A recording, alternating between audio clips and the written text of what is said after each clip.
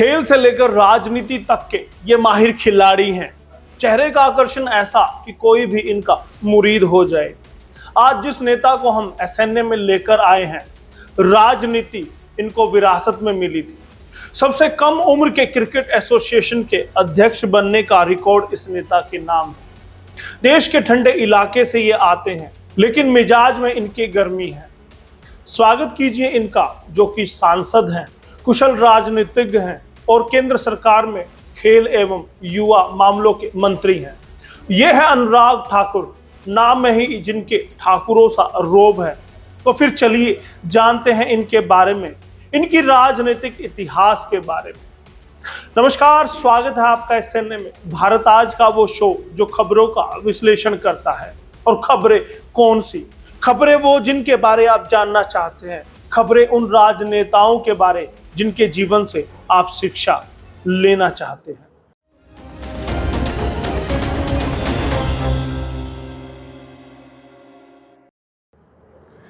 केंद्रीय मंत्री अनुराग ठाकुर का जन्म 24 अक्टूबर 1974 में हिमाचल प्रदेश के हमीरपुर जिले में हुआ था। आज के समय में ये 49 वर्ष के हैं। बात अगर इनके परिवार की करें तो फिर सब जानते ही हैं कि इनके पिता प्रेम कुमार धूमल हिमाचल प्रदेश के मुख्यमंत्री रह चुके हैं। इनकी पत्नी का नाम शेफाली ठाकुर है, जिनसे साल 2002 में अनुराग ठाकुर की शादी हुई थी। इनके दो बच्चे हैं, जिनका नाम उदयवीर और जय आदित्य ठाकुर है। पंजाब से की है कॉलेज की पढ़ाई। अनुराग ठाकुर बेशक हिमाचल प्रदेश के निवासी हों, लेकिन स्कूली पढ़ाई के बाद इन्होंने पड़ोसी राज्य पंजाब का रुख किया। जालंधर के दोआब कॉलेज से वे पढ़े लिखे हैं।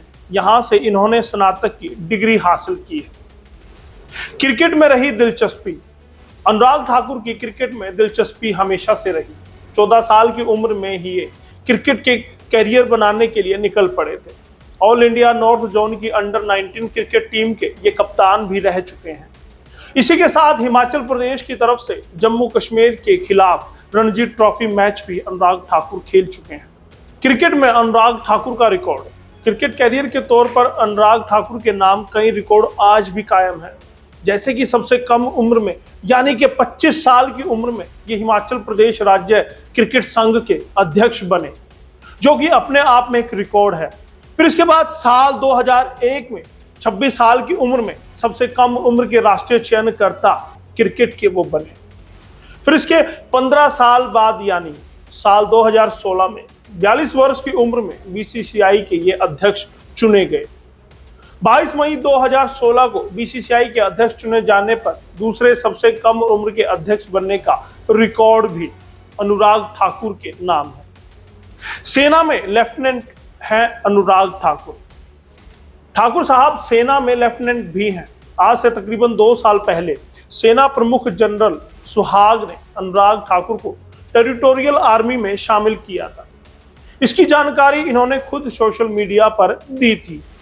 124 सिख बटालियन के लेफ्टिनेंट के बाद अब कैप्टन के रूप में अपनी सेवाएं दे रहे हैं और देश को समर्पित है। पिता के कहने पर राजनीति में आए थे ठाकुर। क्रिकेट कैरियर में जहां अनुराग ठाकुर का जलवा रहा, तो वहीं उन्होंने क्रिकेट के समानांतर यानी कि पैरेलल ही राजनीति में कदम रख दिए थे। 34 वर्ष की उम्र में साल 2018 में राजनीति में कदम रखे थे। भाजपा के दामन के साथ उन्होंने शुरुआत की। अपने पिता प्रेम कुमार धूमल के कहने पर ही अनुराग ठाकुर राजनीति की इस दुनिया में आए थे। 2008 में पहली बार बने थे सांसद। अनुराग ठाकुर ने राजनीति में आगाज जीत से किया था। बात साल 2008 की करते हैं। इन्होंने हिमाचल की हमीरपुर सीट से लोकसभा का चुनाव लड़ा था। बता दें कि इस सीट पर उपचुनाव हुआ था और यहीं से जीत के साथ अनुराग ठाकुर की राजनीतिक पारी की शुरुआत होती है। 2009 का लोकसभा चुनाव भी जीता। साल 2009 में अनुराग ठाकुर ने एक बार फिर से अपनी किस्मत हिमाचल की ही हमीरपुर सीट से आजमाई। इस बार भी किस्मत सोने सी चमकी। इस सीट पर कांग्रेस के उम्मीदवार नरेंद्र ठाकुर को मात दी थी। तकरीबन 72,000 से अधिक वोटों से अनुराग ठाकुर ने जीत हासिल की थी। इसी के साथ उन्होंने ना सिर्फ पिता का बल्कि भाजपा का भी झंडा हिमाचल में बुलंद करने का काम किया, बल्कि उनकी राजनीति के बड़े दरवाजे भी खुल गए थे। 2014 में बढ़ा जीत का मार्जिन, अनुराग ठाकुर का जलवा लोगों के बीच बरकरार बना हुआ था। आलम यह था कि 2014 के मोदी लहर के साथ ही अनुराग ठाकुर ने अपना भी करिश्मा कम ना होने दिया, बल्कि इस बार का मार्जिन तो पहले से भी ज्यादा बढ़ गया था। 2014 में हमीरपुर सीट पर अनुराग ठाकुर ने कांग्रेस के राजेंद्र सिंह राणा को हरा दिया था। इस बार इन्होंने तकरीबन 98,000 से अधिक वोटों से अपने प्रतिद्वंदी को मात दी थी। अनुराग ने 2019 लगाई जीत की हैट्रिक। 2019 के लोकसभा चुनाव में तो अनुराग ठाकुर ने गजब ही कर दिया। बम्पर जीत के साथ साथ अनुराग ठाकुर ने जीत की हैट्रिक लगा दी। अब हैट्रिक किसे कहते हैं? लगातार 3 बार कोई काम कर दिया जाए। ये क्रिकेट से आया है, क्योंकि अगर 3 बार लगातार 3 बॉल पर आउट कोई क्रिकेटर कर देता है, कोई बॉलर कर देता है, तो उसे हैट्रिक कहा जाता है। कांग्रेस इस सीट पर अपने उम्मीदवार को बदल बदल कर राजनीतिक एक्सपेरिमेंट करती रही, तो वहीं भाजपा के भरोसेमंद अनुराग ठाकुर ही बने रहे।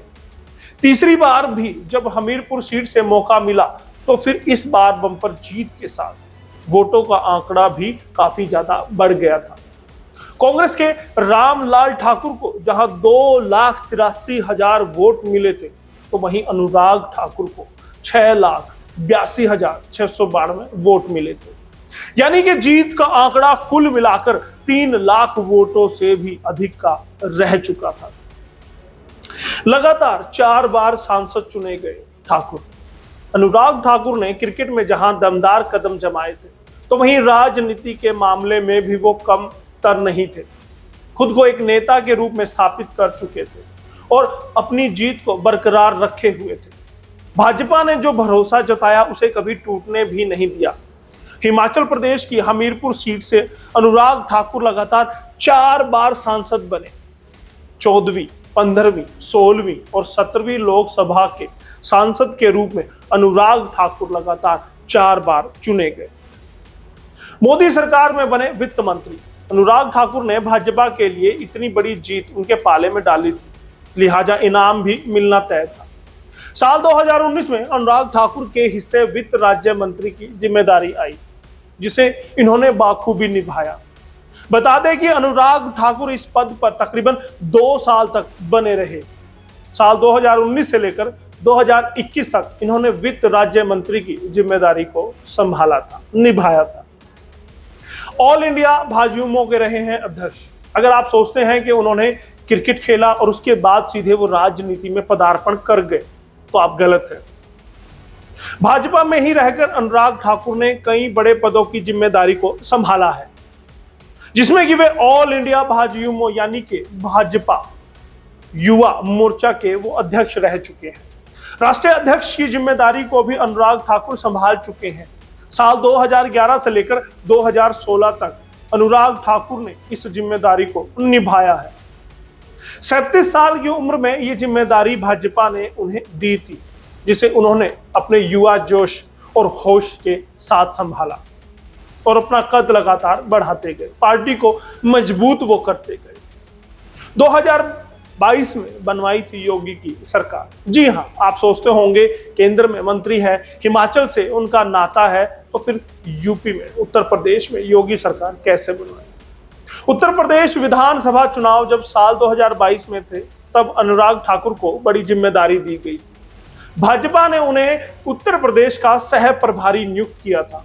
इसी के साथ योगी आदित्यनाथ की सरकार दोबारा बनने पर इनके काम की तारीफ भी खूब हुई थी।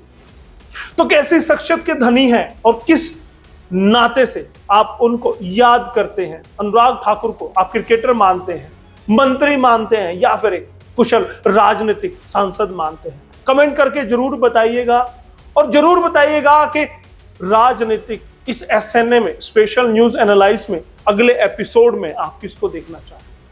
बहुत बहुत धन्यवाद एसएनए के लिए यशपाल कंचन। और आपको बता दो, आपके लिए स्क्रिप्ट लिखी थी पूनम दुबे ने और कैमरे पर है दीपा।